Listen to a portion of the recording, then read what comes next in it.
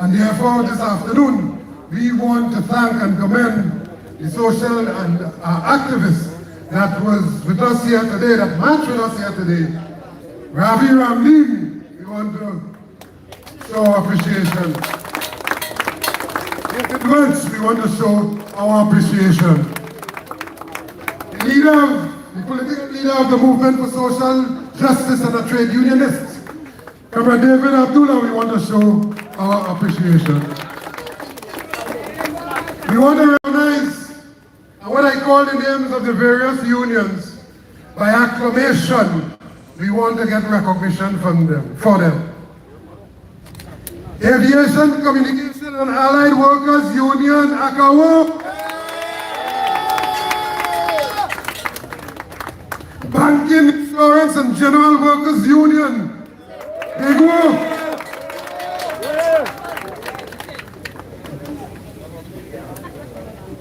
Contractor and General Workers Union. Take note, take note. Good, good. Communication Workers Union. Fire Services Association. Trinidad and Tobago. Farmers Union.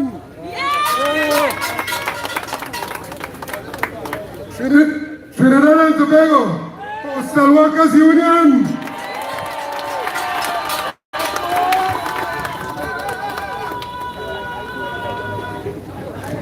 Trinidad and Tobago Registered Nurses Association.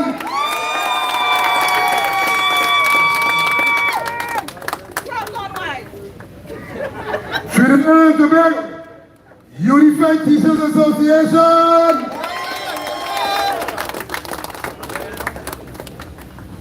Well, you vote. Steelworkers Union. Well, left out. You wonder who? He called farmers. He called who? He called contractors. He called fire services. We called Postal Workers Union. We called the nurses. We called tutor.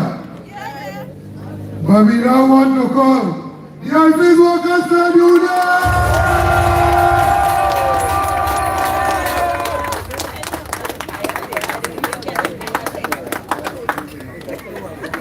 Thank you very much, comrades.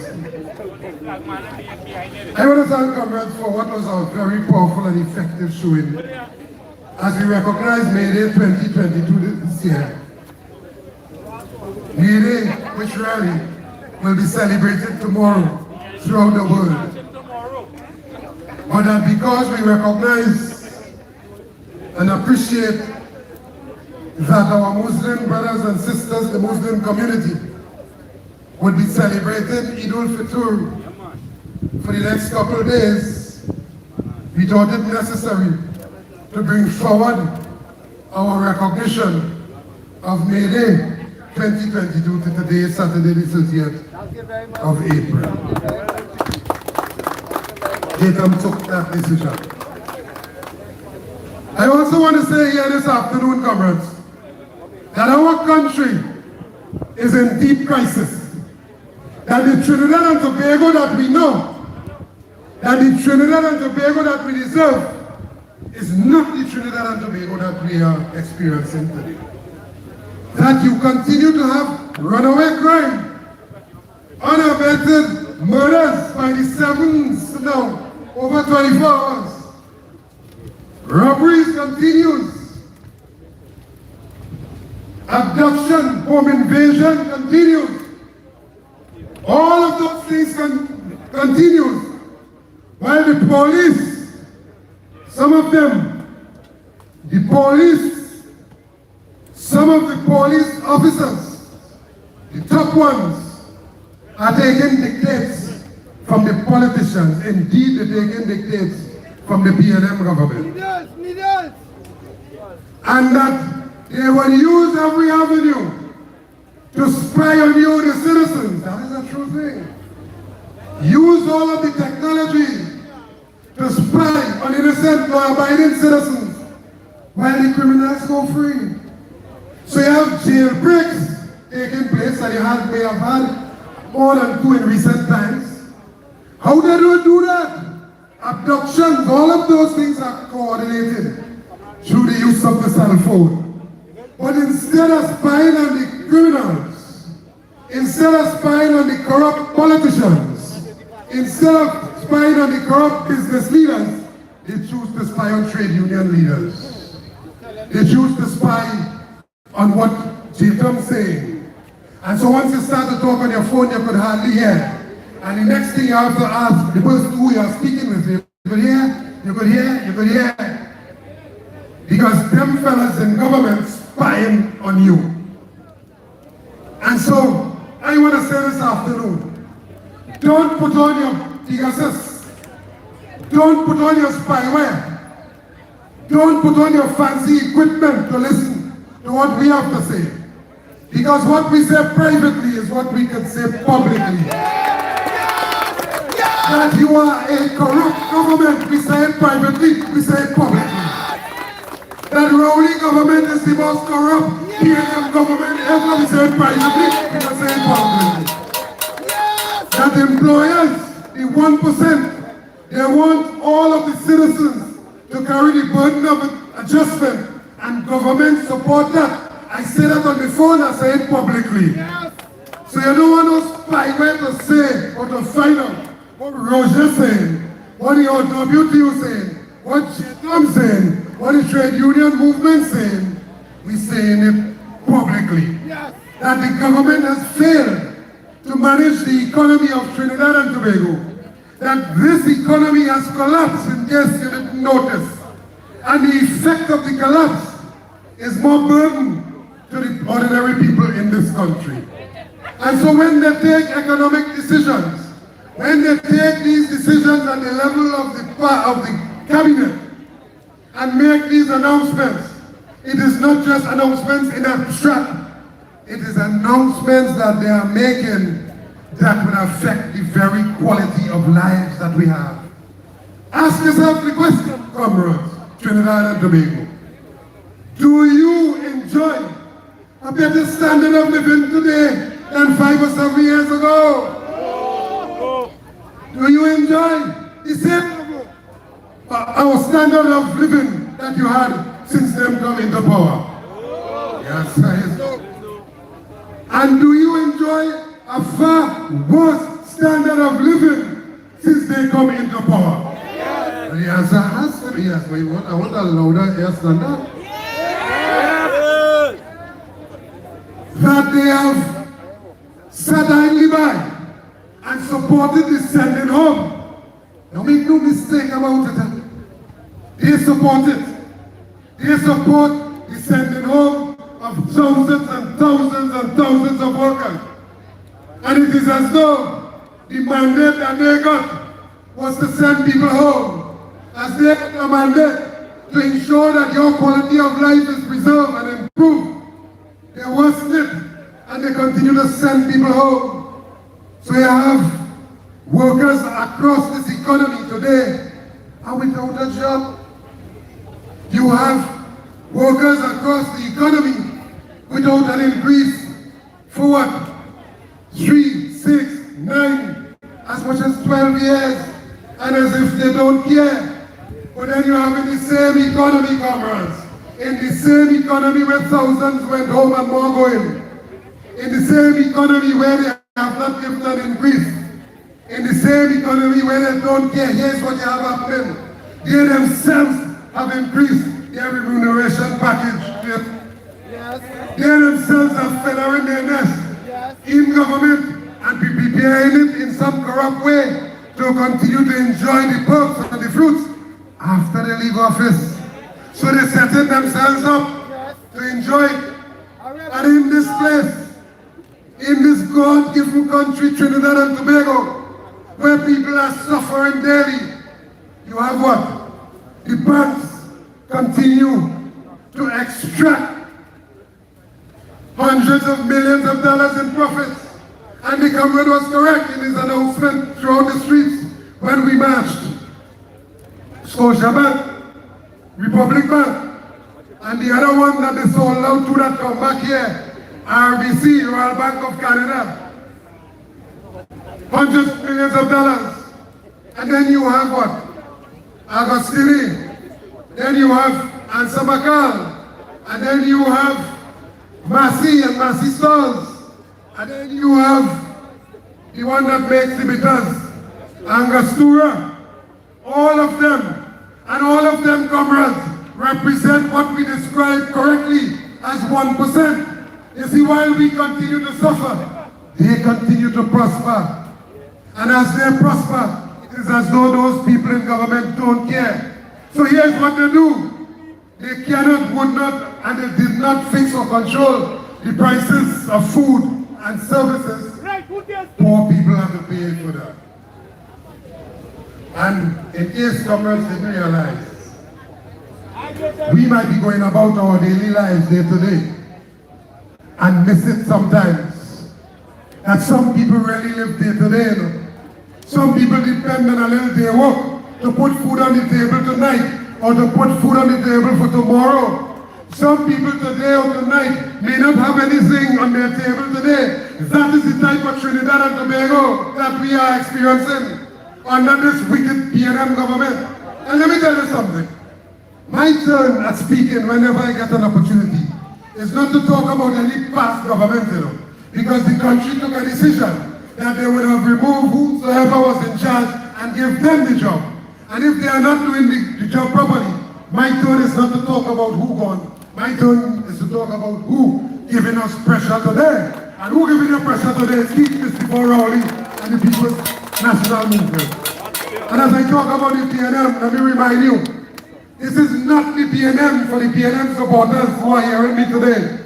If in some way, deep in your heart, deep in the seed of your heart, buried deep, so deep, a dear little PNM seed, go fast asleep and ready to wake up. I want to remind you this afternoon that the PNM today is not the original PNM. That is PNM under Keith Rowley and under Tom Imbert, Rowley and Imbert PNM that has the masses suffering is not Dr. Eric Eustace Williams PNM at all. Dr. Williams must be spinning in his grave for what is happening. His dream for Trinidad and Tobago has been reversed, has been decimated. That's right. It is not even a George Chambers PNM.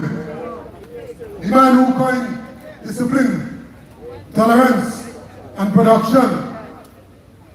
It is not even a Patrick Manning PNM. It is as though, comrades, it is as though, and I am not now making out a case for any PNM. I'm against PNM, I say that publicly. But it is as though Dr. Rowley and the shortman Imbert, they are about reversing every single thing that the original PNM had for Trinidad and Tobago. They are taking us backwards. And so, when the Vice President of Guyana made a statement, plenty people jump up and criticize him.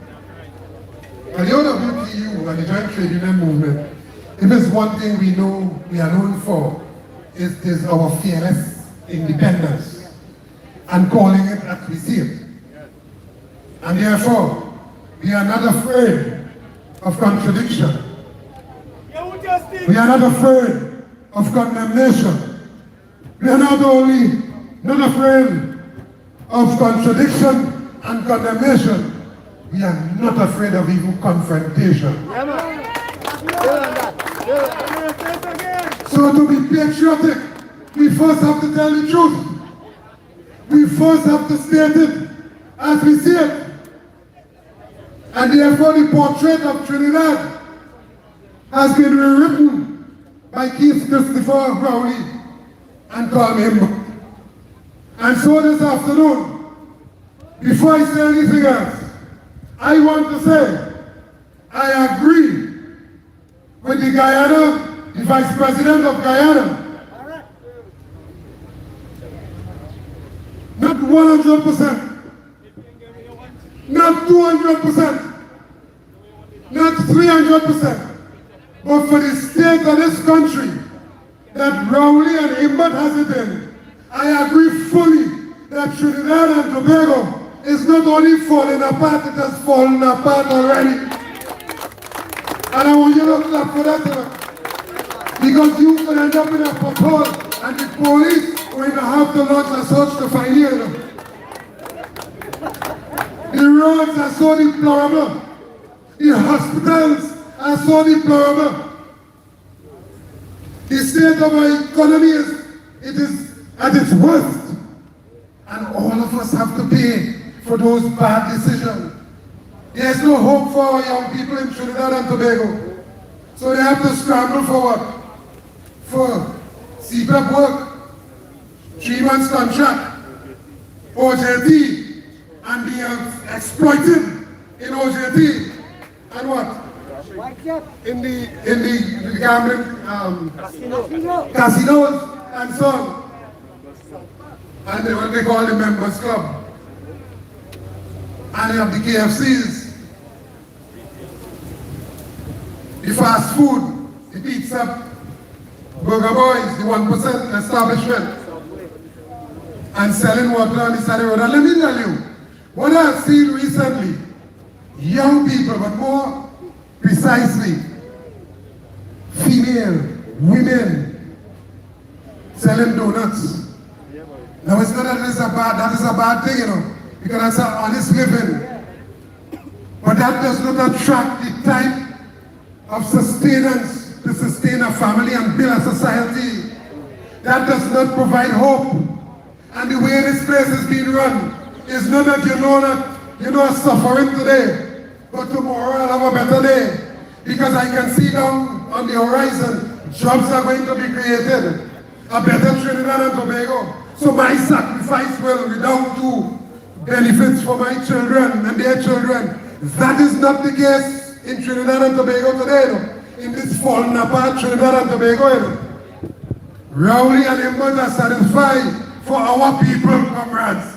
Our people to sell donuts on the side of the road. Do KFC work for less than minimum wage. Exploit them, don't care how they go home when the night comes, and so on. Work in the various establishment, 1% establishment, outlets, and so on. Not knowing where the next meal coming from. Don't know how to send your children to school. That is the kind of Trinidad and Tobago that the PNM have us in here today. And we are saying here this afternoon, comrades, that is not the type of Trinidad and Tobago we are going to accept. We deserve better than that. So if all of these problems we are experiencing, and let me tell you, the economy crashed long before the pandemic came in. Long before COVID-19 hit this shores, the economy of Trinidad and Tobago was heading for a crash. The pandemic exposed the weak underbelly of the economy, the weakness, the porosity of the economy. And therefore, it showed in many different areas more than you would have known or recognized the failing of this government. So don't let them fool you and tell you it's COVID that have we so. It is the corrupt People's National Movement that have this country so. And I want to say something that is even more controversial. I am no defender of no party, except perhaps the Movement for Social Justice when they get a stint at governance in this country. The only party I know that has policies that will redound to the betterment of the people of Trinidad and Tobago. But I am no defender of any party, but I want to say that from what we see, and because of their ability to hide, which is a worse, which is a better thief?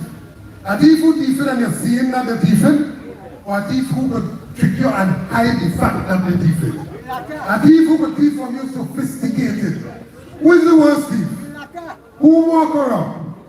I want to say, This rowling PNM government is more corrupt than any government that went through this country because they thieved more from the poor than anybody else would have stolen in the past. And you could watch the suffering masses after this pandemic and increase the price of fuel, boys.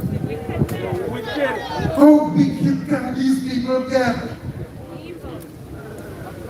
That you can allow for the increase in the price of goods and services and say nothing about that, but instead send your house on the talk show hosts and give on the talk show programs and so on the hosts and give their callers money on the phone card to talk until the phone card run out just to support the stupidness that is taking place in this country.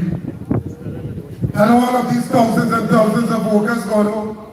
That all of these prices increase. And that we have had no increase since when? Since 3, 6, 4 periods of collective bargaining. And as if that is not enough pressure, more pressure unleashed on you here in this country. This has to be the demonstration of the worst. But you know, comrades, the worst is yet to come. Because you know what they're coming with? On top of all of that, they're coming back with property tax. Property tax to tax you, as if they haven't taxed you enough to tax their way out of this pandemic. And it is as though through some warped mentality, through some skewed, twisted way of thinking, they believe they could get more from you, tax you more if you're home. If you are no work, they could tax you more. If you are no increase, they could tax you more. While they themselves give themselves increase. We are in a situation where the government would have condemned those who went before and talk about how the borders are porous, and because of the porous border, you hear them every day when there was an opposition. Drugs and guns are allowed to come in the country. Today the borders are more porous and open than ever under this rowdy PNM government. And as a result of that, what are we having? Our young people are engaged in crime and criminal activity, more access to more sophisticated guns and weapons and ammunition. There are some places in this country, the police ask them, they're afraid to go, because if they only go there, it's bullets rain on the police. Lawlessness taking place in Trinidad and Tobago under this PNM government. And they could say what they want, how they want, when they want. We don't care about that. Our care is for a better and a more decent and well-ordered Trinidad and Tobago. That is why we are here. So here's what we want. We want justice. We want peace. But you can't get peace if you didn't have justice. So we want to get justice for the workers who were sent home. We want to get justice for all of those thousands of workers who today don't know where the next meal comes from. We want to get justice for those who work in the stores and the gas stations and the groceries and so on. We want to get justice for the frontline workers. We want to get justice for the masses, the suffering masses. We want to get justice and hope for our young people for a better Trinidad and Tobago. But to do that, comrades, the government would not do it. We have to unite to ensure that we focus on what is necessary to get a betterment for all of us here in Trinidad and Tobago. And here's what we want to do. Yes, comrades said it many times, and it would be remiss of me if I did not, for a short moment before I close here this afternoon, address for yet another time this issue of the fuel price increase. The government in closing Petrotrin said to the country that with the closure of Petrotrin, give them your support, to give the people, let the people give the government its support to shut down Petrotrin. You will have a better society because you will have what? It was said, better roads, more beds in the hospital, better schools, a better standard of living for us here in Trinidad and Tobago. But that is not the case. No sooner than they shut down Petrotrin, which caused immediately some 7,000 workers to be on the breadline, which also caused immediately those who provided the goods and services to support the Petrotrin's operation, the fence line communities, the stores in and around the vicinity of the Point of View refinery and the different Petrotrin field operations, from the Claxton Bay and from Shagona straight down to Secaucus, the Southwestern Peninsula, some over 50,000 persons, in addition to the suffering that those persons had to bear as a result of the closure of Petrotrin, we have more suffering. In addition to the taking away of the medical plan of the retirees, which retirees continue to suffer and die as a result of having no medical plan, from the same PNM to keep Christopher Rowley, more suffering. And now today, with the increase in price of fuel, more suffering for everybody here in Trinidad and Tobago. And therefore, had we had a refinery in operation, we would have been able to produce our own fuel, and we would have been able to mitigate the increase in price of fuel internationally. Now these foolish people, these dotish people who like to call people dotish, would shut down a refinery. Which refinery produce your own fuel for your motoring public here and to sell on the foreign market to make foreign exchange. Shut that down. Use your scarce foreign exchange to buy fuel, to bring in here, to sell back at TT, when you can't get back no foreign exchange. Who does that? Who does that? The only people, let me just say, Dr. Williams would not have done that. George Chambers would not have done that. Patrick Manning would not have done that. I'm going further. Pastor Pandey would not have done that. I'm going even further. Kamala Prasad would not have done that. Ian Robinson, God rest his soul, would have not done that. It is only the dotish Steve Christopher Rowley and Paul Heywood would do something like that and put their people to suffer. So they don't want you to talk about that at all. They want you to forget that they shut down the refinery. They want you to forget that it is because we can't produce our own fuel here, we have to pay more for it. They want you to forget or don't know that the reason why you can't get no forex in the bank when you're going away, or when you want to buy something, or they restrict the amount of items you could buy online because they restrict the availability of foreign exchange to ordinary citizens.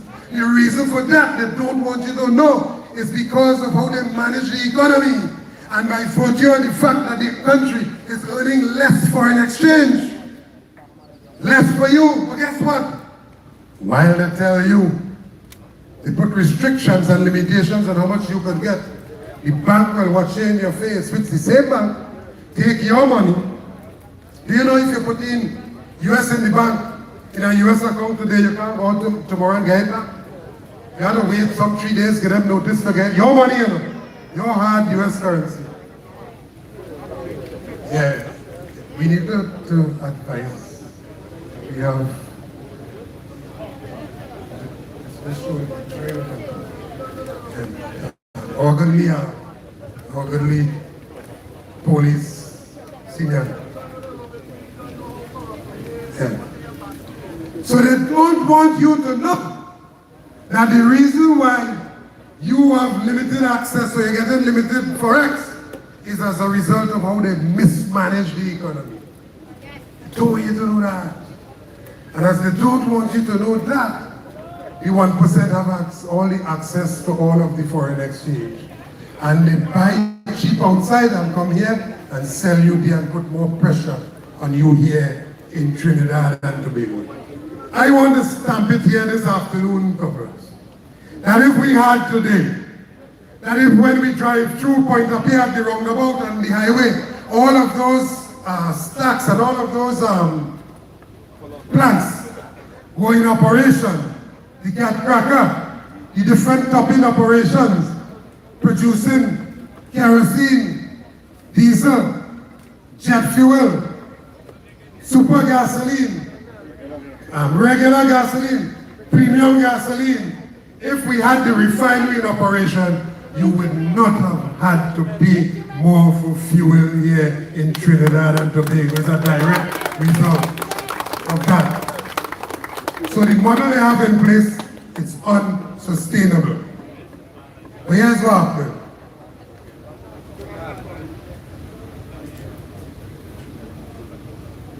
I'm reminded to remind you something before we begin. And Senior, just allow us to close properly, that we will leave indelibly printed on the stamped on the minds of all who participated what the march was about.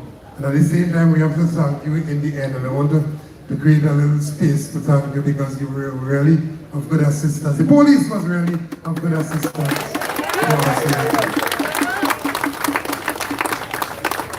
So there's a fella named Gonzalez, not Ralph Gonzalez, eh? Marvin Gonzalez. Marvin Arrogant Gonzalez. And you know, sometimes when you have an arrogant leader, all the different ministers just take a page from that. Eh? So here's how his arrogance was displayed. You will recall, comrades, that sometime in February, the country experienced a major blackout for hours. And that businesses suffered, people's items in their fridge spoiled, studies at classes on the online classes could not have taken place simply because what? No electricity. So generally, Trinidad and Tobago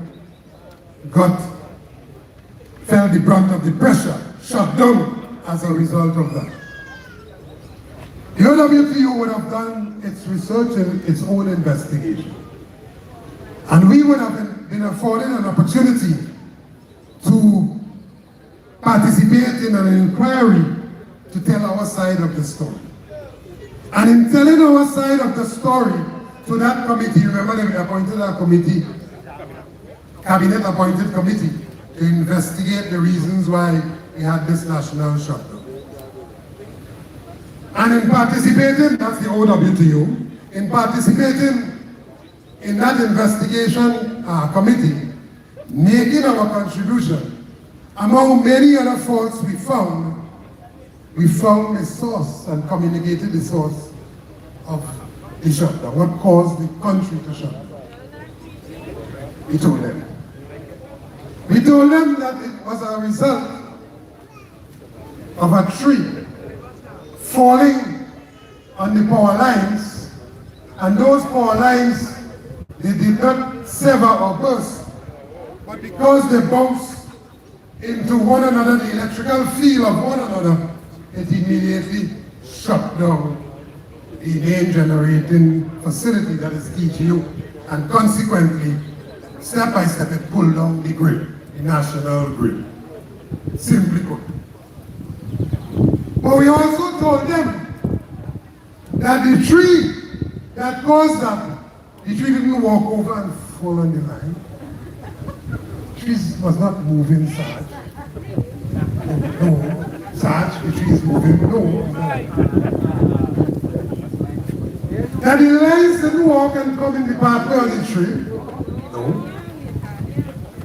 We told them that TNTech has a responsibility to clear all of the lines throughout Trinidad and Tobago to ensure that nothing foreign, tree or otherwise, come into contact with these power lines. Because when those trees come into contact with those power lines, it would cause electricity outages. Basically, told them. But we also told them something, that just as how the government sit idly by or support the contracting out of jobs jobs of workers throughout this economy, throughout the public service, throughout all of the state enterprises, so too at TMTech, and that the facility, the responsibility of TMTech to ensure that the trained comrades, the trained workers, be properly equipped to ensure that they clear the lines for which TMTech has the responsibility for, that they be given the job to do that. But instead, TMTech contract out that job. And in contracting out the job, those persons you see clearing lines are not the TMTech workers. And because that they don't know what they're doing, and that contractors who are corruptly in bed with people in the management will do slipshod work and get paid for it. As they do that slipshod work and get paid for it, management gets some kickback in their pockets. And as management get kickback in their pockets, workers' jobs on the breadline, workers who are trained to do that job. And it is because the TMTech workers, we told the commission, that little committee, that it is because the TMTech workers were not responsible for the tree clearing and tree cutting of that particular tree, given to the contractors, their contractor friends. They neglected to trim that tree properly, or to realize that where that tree was, it was in close proximity to the power lines. But not realizing that it will shut down the country, they still get paid, and the rest was our feet. Now, here's how that fella coming, that Marvin Gonzalez, disrespectful fella coming. We have delivered a letter, that's the OW to you, on behalf of the TMTech workers to him, calling on a meeting to talk about the same corruption in contract. And a reporter asked him a question.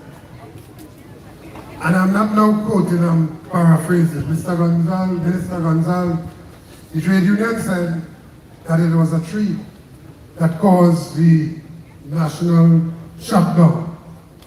What is your comment on that? But more precisely, the President General of the Office Workers Trade Union said, what is your comment? And here's what is the comment. What I expect from people like Roget, disrespectful, very disrespectful, that I would have brought on the basis of the contribution, observation of employees of TMTech to the attention of the committee and the attention of the country through those comrades, the exact cause, what precipitated this national shutdown, we expect. Disrespectful is the same minister who around Christmas time called for investigation on the Postal Workers Union. Because what? Because people in Trinidad and Tobago recognized in the pandemic, they recognized those frontline workers continue to put themselves at risk in the rain and burning sun, deliver meals, and because they give them a little show of appreciation around Christmas time, he called for investigation into that. He wouldn't call for an investigation into what a certain minister was allowed to get, and his family is allowed to get as a result of building the Cuba interchange. So he ain't calling for investigation into that. So on the one hand, while they have the Point 14 highway can't finish, they speed up and they put an interchange in Europe, simply because PNM have money to get in that, corrupt money to get in that. And then you want to tell him, you know, PNM more corrupt than anything else. So they wouldn't call for investigation into that, but you want to investigate that, even investigate the fact that people show their appreciation. Disrespectful. But here's what happened, the story is finished there, here's what happened. Time running. Investigation completed. Investigation presented, the report presented. And here's the minister now reported that because the source of the nationwide shutdown was that a tree fell on the land. But that instead of making the connection that it wasn't a corrupt tree, the tree didn't plant itself there. Instead of making the connection that because the Antec continue to contract out permanent jobs, because there continued to be corruption at the Antec, that tree was not properly maintained, trimmed, and or removed so that it could have fallen on the lines. Hear what he said. It was fungus in the tree. It was fungus in the tree that caused the tree to rot and fall. How foolish these people think we are. I want to tell them this afternoon, if they look, they would have found us standing up against this foolishness of the PNM, the People's National Movement. So as we close here this afternoon, we call for the resignation of that disrespectful Minister of Public Utilities.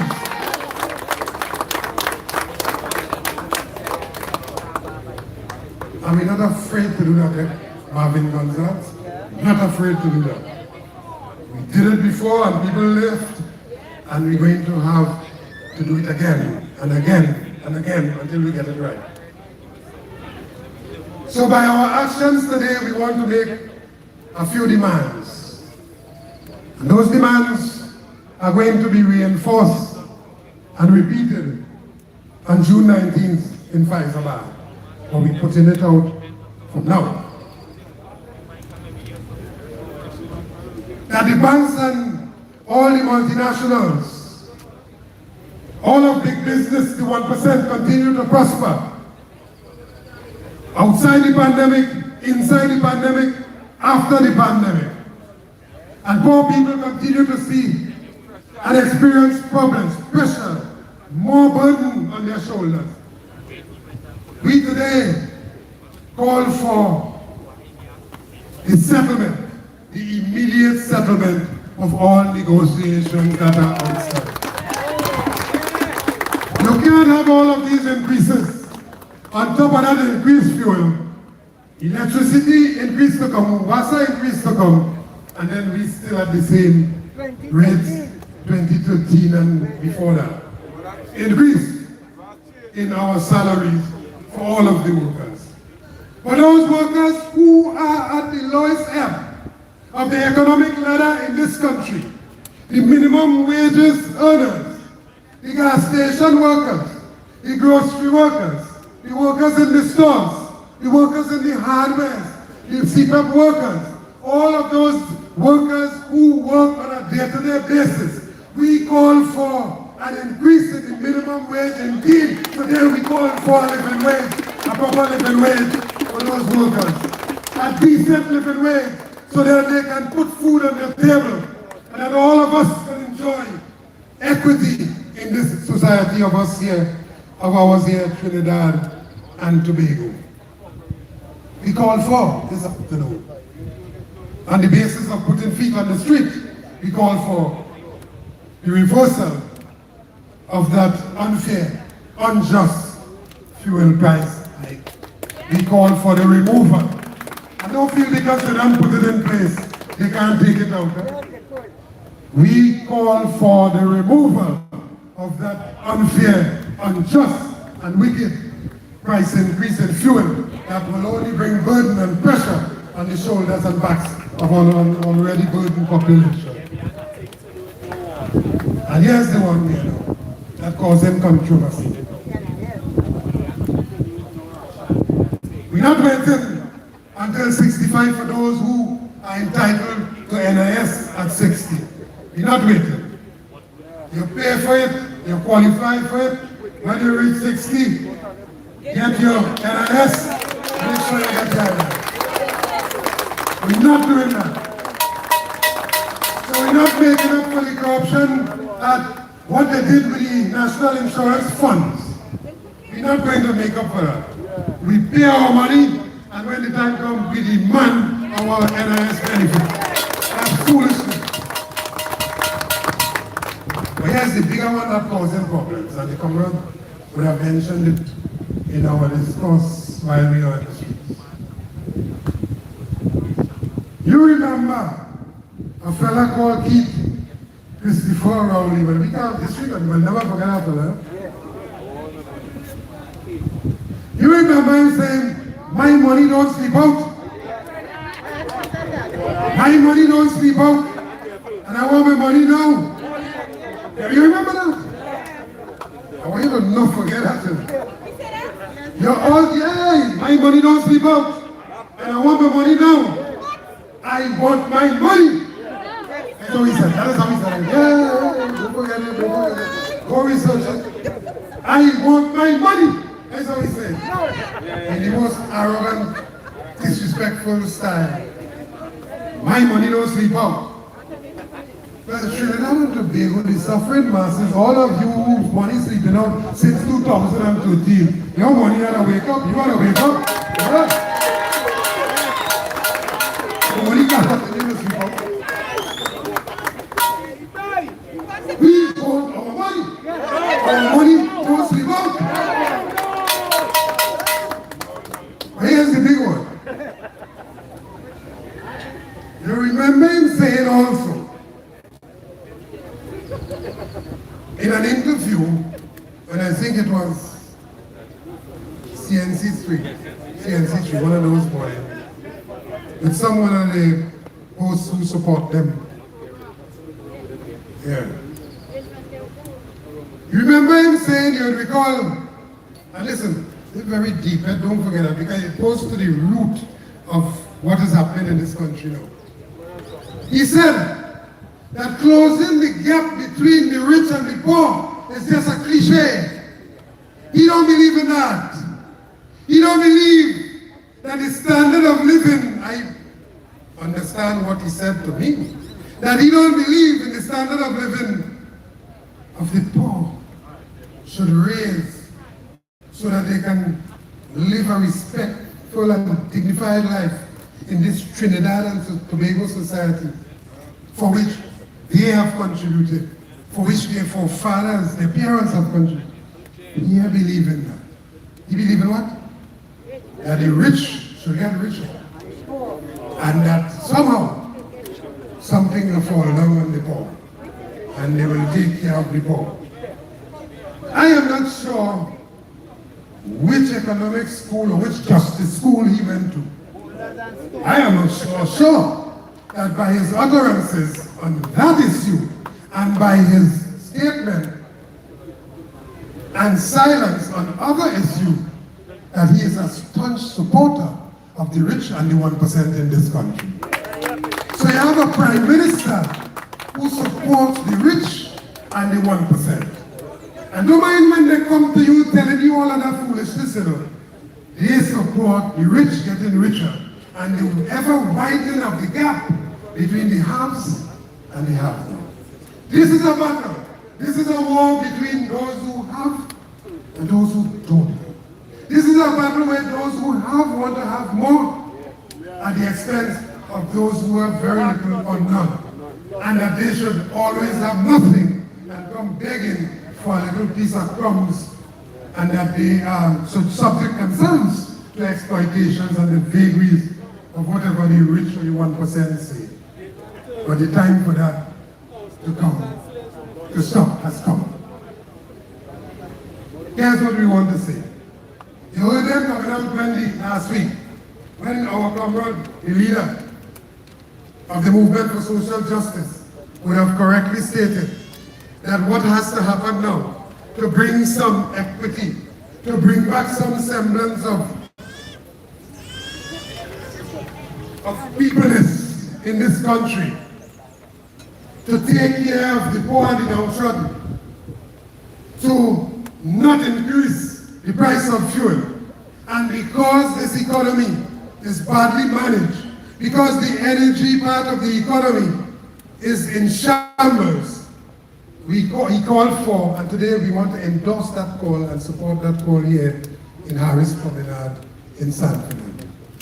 That the multinationals who are charging us today more for our own gas SBP and Shell. That those multinationals and our local entrepreneurs, the 1%, the Agastinis, the Ancel, the Neelan Bank, the Scotia Bank, the Republic Bank, the Royal Bank of Canada, RBC, all of the 1%, instead of increasing the price of fuel and increasing the burden on the population, but increasing the burden on the suffering masses even more, reverse immediately, Dr. Rowley, the price of fuel, put it back to what it was, and tax more, take more taxes from the rich, take more taxes from the 1%, can't tax the bank who put pressure on poor people, taxing you more for services when you make your withdrawal, giving you no type of interest on your money in the bank, tax them more, tax Ancel more, tax who? Massimo, tax Agostini, tax Angostura, tax the 1% more, and increase the salaries of all of the public servants, all of the public sector workers, so that they can support themselves and their families. It cannot be, comrades. It cannot be that people suffering and they're going to put more suffering on them, but even worse than that the people who are suffering are remaining silent. There's nothing worse than the exploitation that you get, that you join in them to exploit yourself. We want to tell Dr. Rowley and Don, we want to repeat a phrase that was coined by somebody they're supposed to know. And it's not that we support the PLM, but it's a good phrase, and it's more important now in Trinidad and Tobago. That slavery has been abolished, and that we are in modern Trinidad and Tobago, and that we call for equity, we call for social justice, we call for a decent standard of living. We want to tell Dr. Rowley, just as Eric Williams would have said, Massa they've done. Massa they've done here in Trinidad and Tobago. So all your local massas and Samacal and 1%, step aside, because the new order that is going to take place is ordinary Trinidadians and Tobagonians are going to stand up in their own defense. Comrades, there's never a more potent weapon to be used against you than the weapon of division, dividing us up. But the most potent weapon to use against them and our oppressors is uniting as one. Coming together as one, fighting for one cause, standing up for your right, not only because you deserve a betterment, but because the country deserves a betterment. Our Trinidad and Tobago, the future of our children and our children's children, deserve a better Trinidad and Tobago. Let us continue to stand in the way of defense of the people, saying enough is enough as we go forward ever, backward never, forward ever, backward never, forward ever, backward never. Long live the Joint Trade Union movement, long live the Trade Union movement, long live the people of Trinidad and Tobago. Thank you very much, Comrade. And because we thank the police, let's thank the police for guiding us all the way through. Senior Superintendent, our comrade,